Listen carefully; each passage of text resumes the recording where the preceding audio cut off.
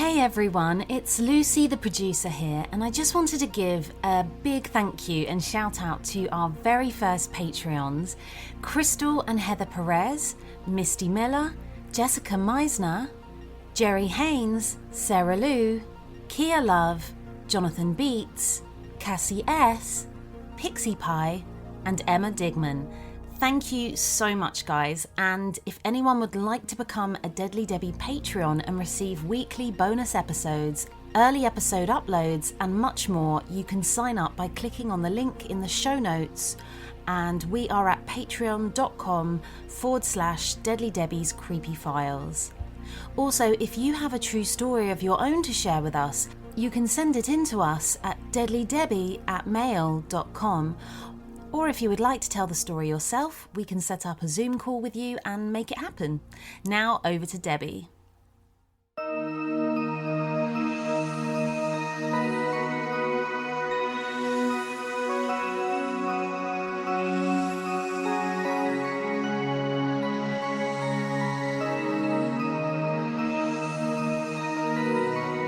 Welcome to Deadly Debbie's Creepy Files.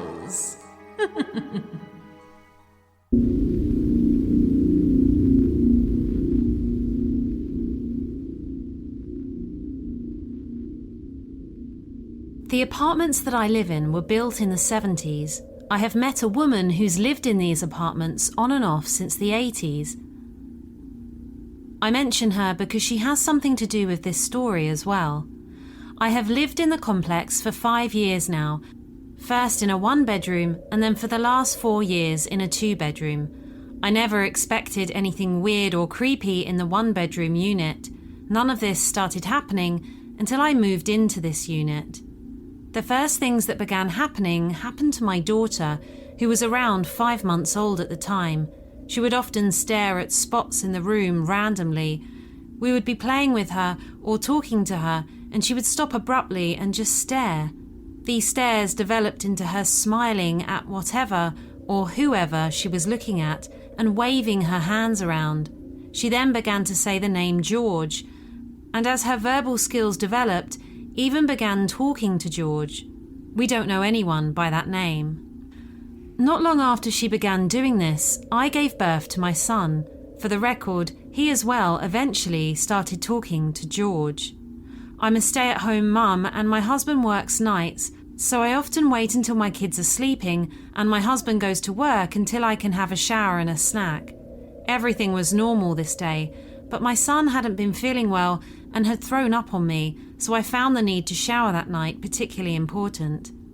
I had just lathered my hair with shampoo when I heard someone pounding on the bathroom door and a male voice that didn't sound like my husband frantically telling me to check on your boy, along with getting a crazy, scary urge to see both of my kids and make sure they were okay.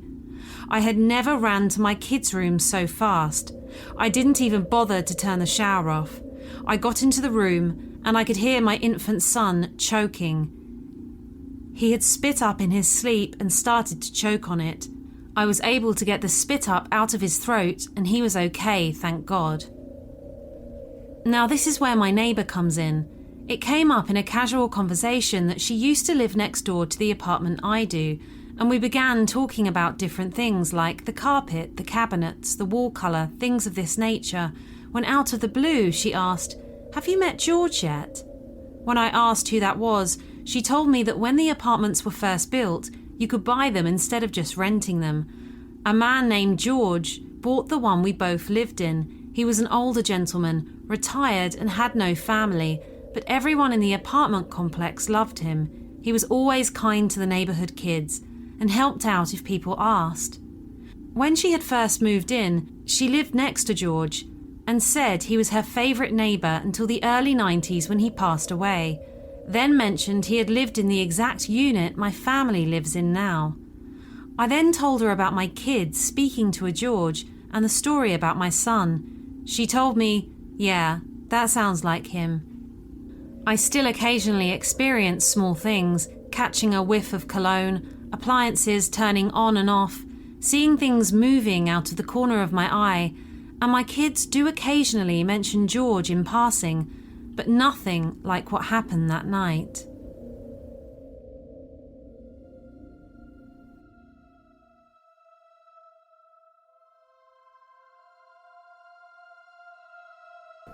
I was 7 years old and I had the ability back then to astral project.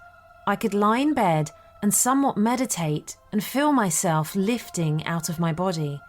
My head would feel light at first, and then I would get the sensation of falling backwards, but in a complete circle, like a Ferris wheel. I could strangely also feel connected to my body, like I was tethered, and it felt somewhat elastic until I popped clear of the body and was floating in my room. The first time I dared to leave my room, I flew into the window and instinctively held my arms out in fear of hitting the glass and was sent straight back into my body. But I had got better and in time was able to leave and fly around the next door neighbour's garden and watch my friends playing on the swing. It wasn't always the case that I needed to prepare to fly. Sometimes I would be asleep and in my dream get the feeling of lightheadedness and the little whistle in my ears, so I would be aware and pretend in my head that I was about to leave my body, even though I had been asleep and now I was awake but floating out of my body. So this was kind of like a crossover event between dream state and astral projection. My uncle had recently died and my mother asked me that if I should ever see him in the afterlife, that I could ask him 3 questions. I do not remember them now, but back then I did. So a few weeks passed and I had been asleep and I got the sensation of leaving my body. So I woke up into my astral self and I could see a tunnel above me. It was bright and colourful and I knew that was where I wanted to go. So I made the choice to head into it and explore. I didn't know where this would take me as I had never heard of tunnels to heaven before. The tunnel had lots of wonderful colours as I passed through it, and if you pin me to a time of how long I was in it, I would say perhaps a minute or so. It was a fast but serene passage, and as we neared the end, I could see a very bright white light. As I got near to the end, it got bigger, and I could tell this was an exit, and I duly popped out the other end. But now I was not flying. I was standing on white and fluffy clouds. Off in the distance in front of me, a few 100 meters away, was a very large building that appeared to have no end on the width. It was tall, maybe 100 feet high, and there was an archway in the center. The building was all white too. In fact, everything was white. I knew I wanted to go to the archway, and it seemed like I was instantly there, although I somewhat remember gliding very fast there. It's like I thought I should go there. And as I'm thinking it, I am moving and being there without expending any energy at all. So I am under the archway and I can go left or right. I look each way and there are people lying on the floor with blankets over them, white blankets right up to their necks. I felt the urge to go right, and as I floated right, I am floating along the centre passage. There are people all around me, and after a few seconds I know I needed to look left and stop, so I did. There was my Uncle Clifton. He had died in a car crash some weeks before. To be honest, I never really gelled with him. I was a little scared of him in truth, but I had a job to do, a mission of sorts, and I knew I needed to ask him some questions. He told me that this was a place to heal before you went on, like a recovery section after you had been in a traumatic accident as he had been. I still don't get that though, as maybe the body was broken, but the spirit... Maybe someone could answer this for me. Anyway, the questions were asked and he responded. I remember his answers. As soon as he finished the final word of his last answer, I felt like something had grabbed both of my ankles. I was floating on clouds. Clearly there was no solid ground, and I got pulled through the clouds at an incredibly fast speed. Now, every time I returned to my body, I always had the speed rush back, but this was different. Faster than anything that went before or after. I was going so fast that the noise of the wind passing my ears deafened me. All I could hear was the noise of a hurricane times 10. I felt my stomach go into my mouth, Imagine being on a roller coaster and multiplying that effect by 100. I couldn't breathe and I couldn't open my eyes. In fact, I was closing them so tight because I knew if I opened them, my eyes could pop out. The only thing I wanted right there and then was for this to stop. I was over it, done. I couldn't cope. The descent lasted maybe 10 seconds or so, but it was the most harrowing return to body experience I ever had. I remember feeling a hard push on my back, and I opened my eyes immediately as I heard a crack and a crunch, only to realise I am now 2 feet off the bed and wrapped in blankets and now starting to fall back towards the mattress. I knew at that moment the force and speed of my return to body had been so impactful that I had literally smashed into the body and bounced upwards, then fell back. I can still remember everything so clearly. I pulled the covers back and ran as fast as I could to my mum and dad's room, where I woke them up for the first time. I had never dared enter their room before at night. I woke my mum and told her the answer to the question she had asked me to ask him. She started to cry and hugged me tightly. I stayed in the room for another half an hour or so and told them what had happened. My bed had broken. The slats that went across the bed, the middle 5, had all snapped. What is hard to believe is that they never repaired them. We were very poor and, well, my old man liked to drink or 3, and my mum was having a tough time coping with her brother's death. So we just moved on. The bed stayed broken until I got a new one some 7 years later. In that time, I had slept in a bed with a duvet in it, which has probably been the reason why I have some back problems now. Imagine being hunched up for years when you're growing up. Don't get me wrong, I'm not disabled, but I do have issues, going back as far as when I was 21, so maybe this was linked. I continued to be able to astral project until my mid-teens, and although I have come close to leaving my body since, I have not been able to. The final release always lets me down. I guess I'm overthinking it. I get too excited saying, I'm going to do it, and then as I think I shouldn't think that, it scrambles my thoughts and I lose the moment. Maybe one day I will be able to do it again. I had a ton of happy times floating around my neighbourhood. And yes, I believe I went to what we would call heaven, or at least something in the afterlife.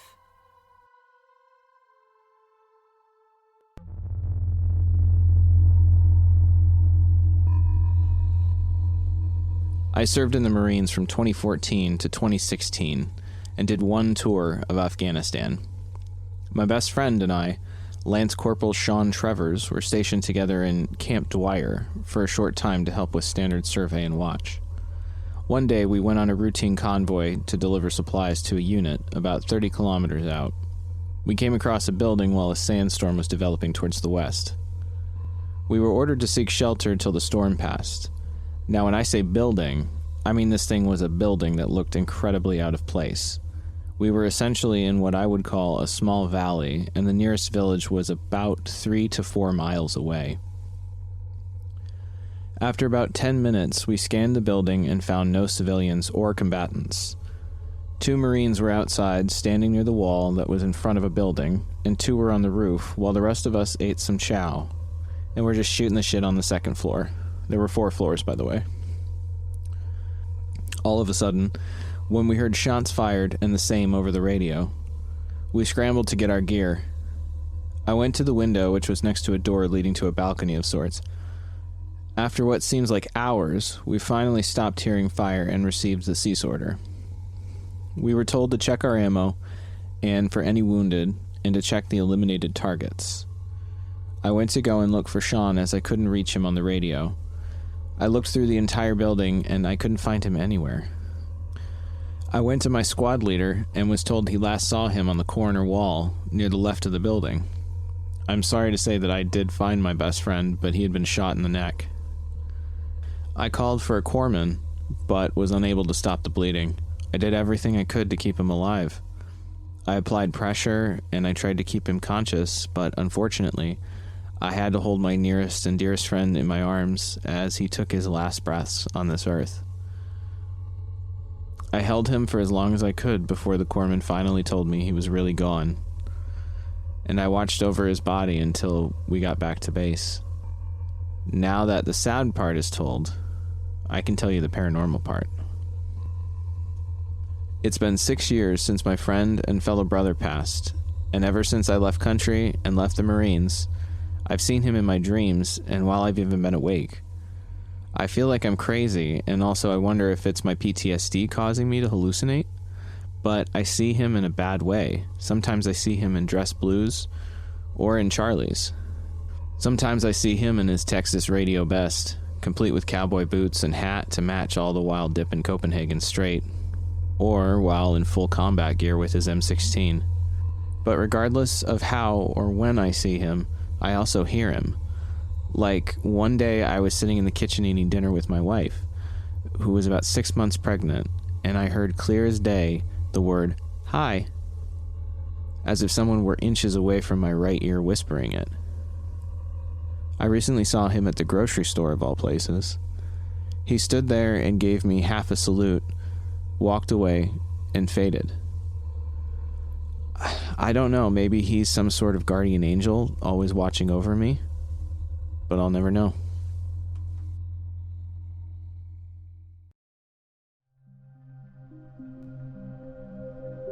Good evening, my kitties, and have I got an announcement for you? Yes, you beautiful, loyal listeners now have the opportunity to become Deadly Debbie Patreons. You can now sign up to receive extra weekly bite-sized episodes, one-shot stories, and have access to early episodes before anyone else can hear them. If that's not enough, you can be entered into prize giveaways, get exclusive Patreon-only discounts on merch from the Deadly Debbie store, get personal shout-outs on the show, and much more. So just go to the link in the show notes and on all social media so that you can join me, Deadly Debbie, in my home of creepy files. See you there!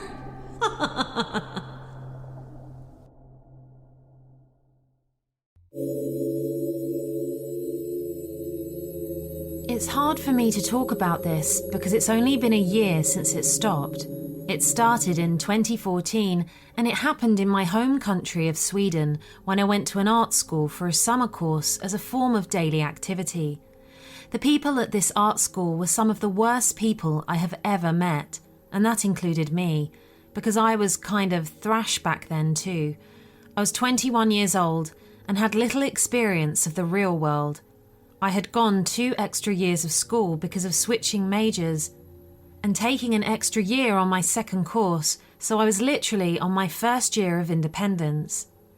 I also have a light form of autism and didn't receive schooling until I was 12, which made me a bit more slowly developed mentally during high school. I'm all caught up now. Basically, I was a 21-year-old with very little experience in life. The people I met at the art school were not, let's say, the highest of achievers. They were some of the meanest and most terrible people I have ever met. They treated each other and me awfully, as well as the teachers. But I could be bad too. In fact, I feel like being around those people also made me worse. What started the stalking was an incident involving acrylic paint. It was going to be thrown away, so some of us took some of the paint so it wouldn't go to waste, and I finally took the remaining paint. Well, that's how she showed up. Her name was Anna, and this is how she introduced herself. My art teacher was pushing these big tables on a trolley through the narrow passageway of the art hall, and Anna, dressed in expensive designer clothes, stood in her way. So my art teacher, not fearing anything, screams, "Move it!" Anna snaps towards her with this crazy look in her eyes and shouts, "Excuse me, do you know who I am? I'm a famous woman." My art teacher, not impressed, responds with, "Okay, famous woman, move it." That was how we learned of Anna, the famous artist. She then proceeded to have all the terrible people of my class schmooze over her and treat her like a celebrity. But her real reason for being there was because of her paint, so the great hunt began. I was roped into it, and my initial plan was to just give back her paint so she could be off. Except during the hunt, I got these terrifying red flags. She kept sniffing the paint of other people to see if they were hers. Apparently, she had poured some kind of oil into the paint so she could sniff her way to where they were. During the hunt, she admitted that she had been put into treatment for the criminally insane because she had stalked a previous schoolmate that she thought had stolen paint from her. She even showed a CCTV video of her old schoolmate pulling a suitcase behind her, saying that's where she had the paint that she stole. I asked her how she got the video, and she said that her dad had connections with the local government, which had gotten the video from one of the local government cameras, which is illegal for a layman to get access to. During this time, she even showed me the court document, which her dad had saved as a PDF on her phone. During this time, she also admitted that she had been sending messages to a famous artist in the city because a voice from heaven told her to do it, and that he was destined to help her with her career. Anna also thought that staring wide-eyed made her more attractive, like the kind of stare where you can't see any of the eyelids at all. So while she was saying all this, she had this crazy-eyed look on her face. I was terrified of her, and I couldn't figure out a way of handing back the paint, so she ended up threatening to have the principal fired if she couldn't search every room for the paint. And when she did find all her paint, she put it in one of the schoolrooms and said that she would pick it up when she wanted to. She said that she would come every year during the art exhibit to check if her paint was still there, and that she would sue the school if she found it missing. A crazy person, right? End of story? I wish. About 2 years later, I enrolled in a 1-year basic art program at the school. I had completely forgotten about this crazy person. At one point, we were cleaning out the art rooms, and her paint was brought up again, and it again would be thrown away. Me, not remembering that crazy famous artist, took a nice crimson bottle for myself, while others took some of the not ruined colour for themselves. Opened acrylics go bad after a while.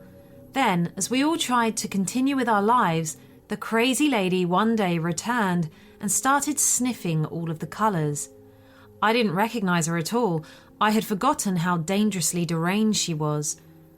I had even forgotten that I had gotten the crimson colour from her paint, so when she started interrogating me for why the paint smelt like hers, I didn't know what to say. She also smelled her paint at some other girl's table and was harassing her as well.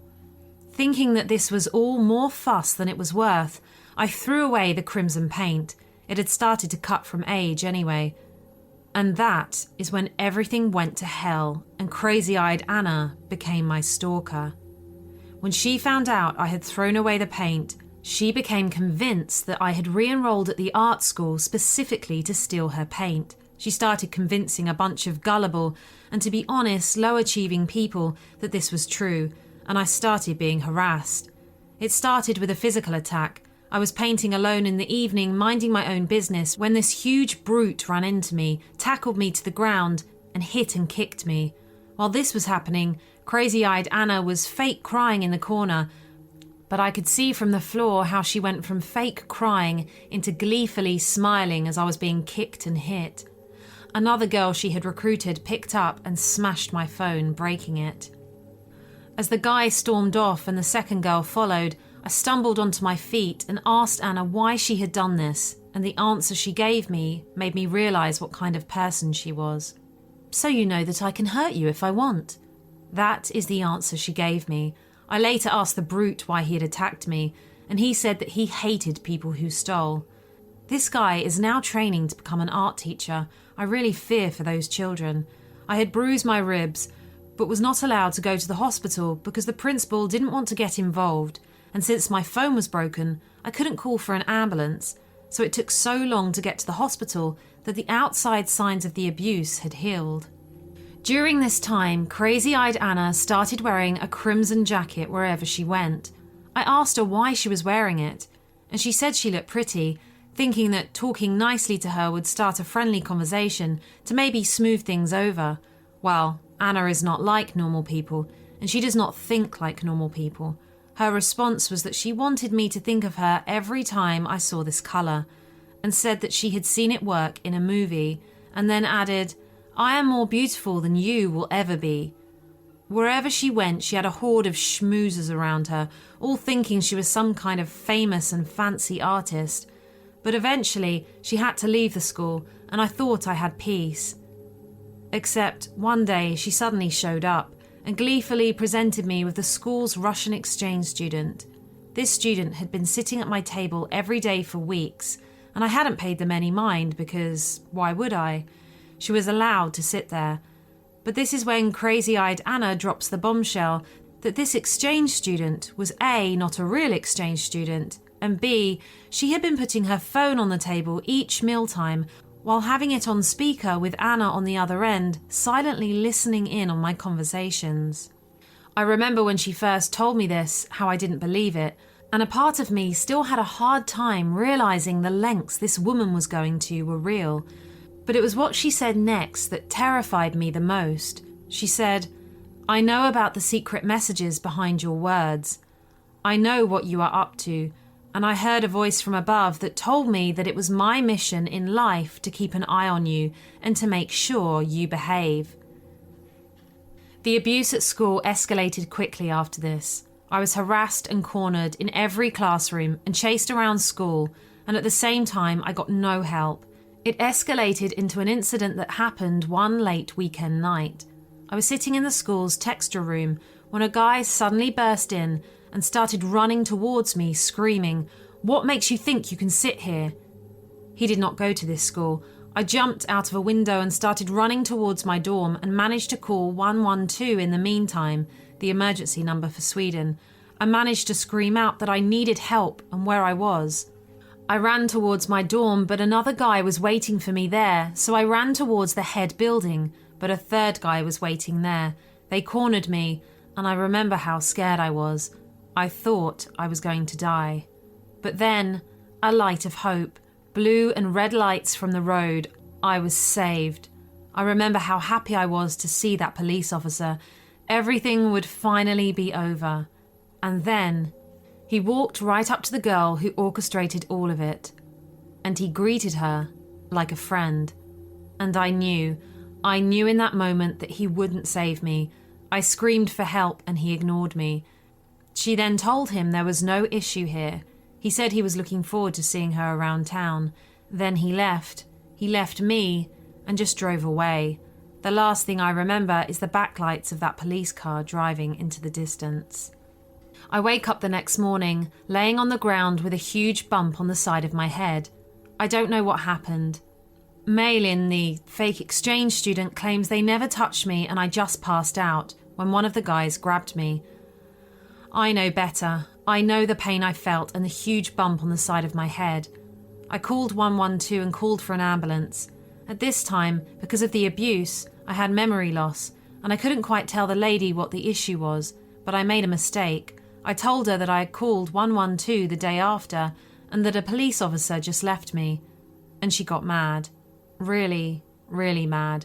She told me that I was slandering her co-worker and to only call if I actually needed help, and then she hung up. I was alone again, with no one, not a single person on my side.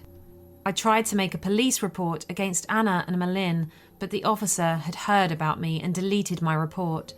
It was during this time that I'd had enough and thought about ending my own life, so I was forcefully put in a mental health ward. But the stalking didn't stop. Crazy-eyed Anna had a friend of hers be committed so she could come into the ward as a visitor in order to harass me. When I tried to go to art school again, she had people she had threatened join the same program so they could keep an eye on me. At home, she would have another guy she had threatened to park outside my house a few times a week in order to scare me. During this, she would also have things stolen from me, things like shoes, gloves and the like, and according to the people doing the stealing, this was because she had watched a movie where someone steals items and then puts them back to make someone go insane from the harassment. Crazy-eyed Anna would call me a few times a year lying about being a data collector to get private information out of me, something that took a few years to even catch on to. Because she lived in a big city far away at the time, she constantly forced others to do the stalking for her. Most of them at one point she had given drugs to, and then she would get them to do what she wanted by threatening to report them to the police if they wouldn't. Others she just bribed with money or charms. I have gone for hour-long bus rides where someone admits to being there for her sake. Most people are afraid of her because she won't leave them alone, and she will do to them what she does to me if they don't say yes to her. One girl was roped into standing all dressed in red outside my supermarket. Another girl was also roped into sitting in her car outside my house for hours a few days a week, all because of the fear of this woman. I learned from a cousin of hers that she affords all this because she won an art prize for £500,000 at one point. It's why she thinks she's famous. I also learned that most of her biological family had cut contact with her because she had been doing this since she was a teenager. And yet, even with that information, no one would listen. When I tell people what she had done to me, people call me the crazy one. I have no history of delusions or making up tales. It was so much easier for people to just think I'm crazy. I have even been forcibly medicated at some points, with psychosis medication that baffled doctors over not working. Not even my family believes me, something that has forever barred how much trust I can put into the relationship between us. I asked her once why she was doing all of this, and she said, "To punish you." I asked her for how long I would need to be punished, and she answered, "For as long as I want." At one point, I even considered killing her. I'm the kind of person who catches flies alive in a cup and lets them out the window. I have never harmed another human being. I have never been violent. Yet at one point, I felt so desperate for freedom that I would take prison rather than being haunted by crazy-eyed Anna anymore. I was more afraid of her than of prison. Then, it stopped. It just stopped. Still a year later, I don't know why it stopped. Nothing in her history tells me she would stop willingly. So I am convinced that either she has run out of people to threaten into doing her bidding, or something has happened to her. It's possible that one of those people finally reported her, and I actually got taken seriously. I don't know. Even so, I can't feel relief. Not yet. I'm still afraid it will start again, and I have given up all hope of ever being taken seriously by the police.